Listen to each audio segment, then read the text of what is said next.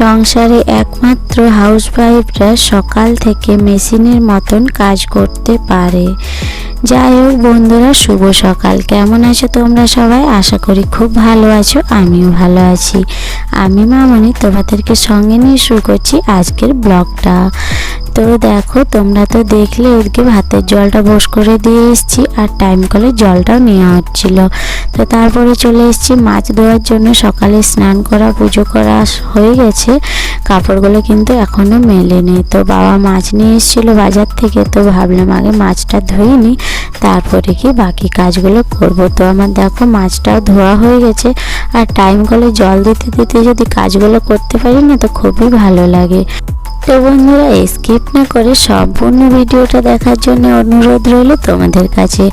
সম্পূর্ণ ভিডিওটা দেখো, আশা করি তোমাদের ভালো লাগবে। তো ওদিকে তো দেখলে মাছটাও ধোয়া হয়ে গেছে, তারপরে চলে এসেছি মশলাটা বাটতে।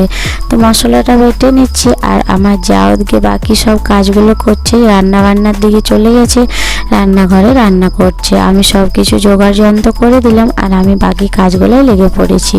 তো দেখো চলে এলাম মশলাটা বেটে পরে রান্নাঘর থেকে বাইরে একদম ছাদে এসে গেছি কাপড়গুলো নিয়ে কাপড় মেলার জন্য। তো কাপড়গুলো এখন ছাদে মেলে দেবো, আর বাকি যে বড়গুলো ছিল, যেরকম শাড়ি আবার অন্য কিছু, সেগুলো সব নিচের তারে মেলে দিয়েছি। তো সেটা তোমাদের সঙ্গে শেয়ার করা হয়ে ওঠেনি।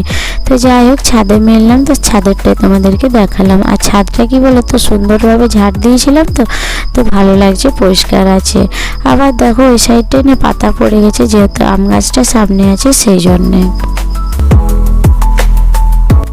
তো আমার কাপড়গুলো মেলা হয়ে গেছে, চলে যাব নিচে, জলখাবারের বাসনগুলো ধুতে হবে।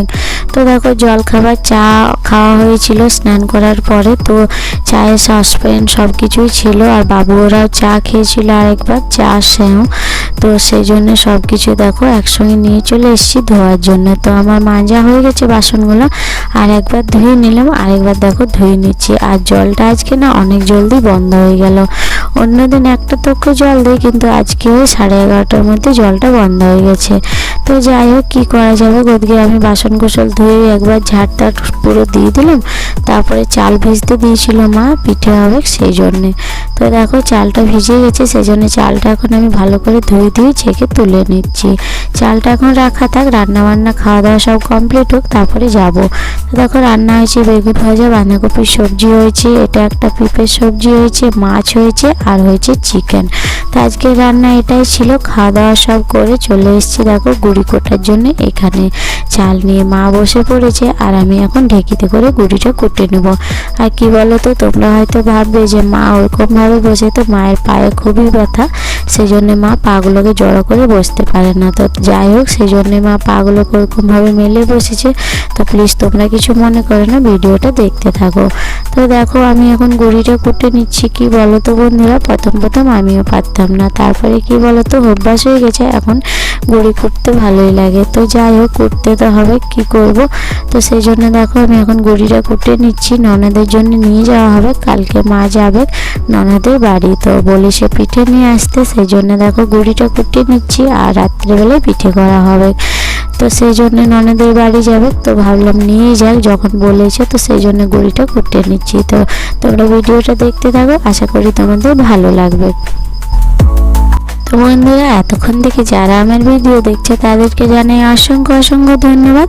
যদি আমার ভিডিওটা ভালো লেগে থাকে, চ্যানেলে নতুন হয়ে থাকো, তো প্লিজ চ্যানেলটা সাবস্ক্রাইব করো, লাইক করো, কমেন্টে জানাও যে তোমাদের ভিডিওটা কেমন লাগলো। দেখো যাচ্ছি সরস্বতী পূজার জন্য চাঁদা দিতে। তো এদিকে মাসি আছে, মামি আছে, আর ওদিকে একটা ননদ আছে, কিন্তু বলছে ক্যামেরার সামনে আসবো না। তো যাই হোক, চলো পুরো ভিডিওটা দেখতে থাকো।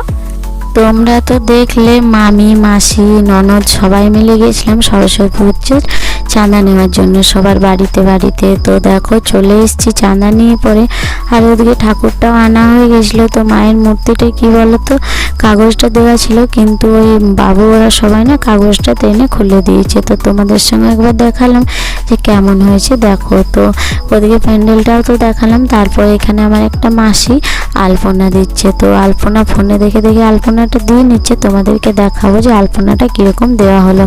অতক্ষণে বাকি ঘরে যে কাজ গাছগুলো আছে সেই গাছগুলো আমি কমপ্লিট করে আসি, তারপরে তোমাদেরকে দেখাবো যে আলপনাটা কেমন দেওয়া হলো। তো আজকে সবাই মিলে খুবই মজা করলাম, এখন কদিন খুবই মজা হবে। তো চলো ঘরে চলে যাই। তো দেখো চলে এসেছি ঘরে এসে পরে দেখছি আমার যা তো বাসনগুলো সব ধুয়ে নিয়েছে, আমি ধুতে আর পারিনি, তো সেই জন্য তোমাদের সঙ্গে শেয়ার করা হলো না। তো তারপরে দেখো এখন আমি উঠানটা ঝাড় দিয়ে নিচ্ছি, ঘরগুলো সব ঝাড় দেওয়া হয়ে গেছে।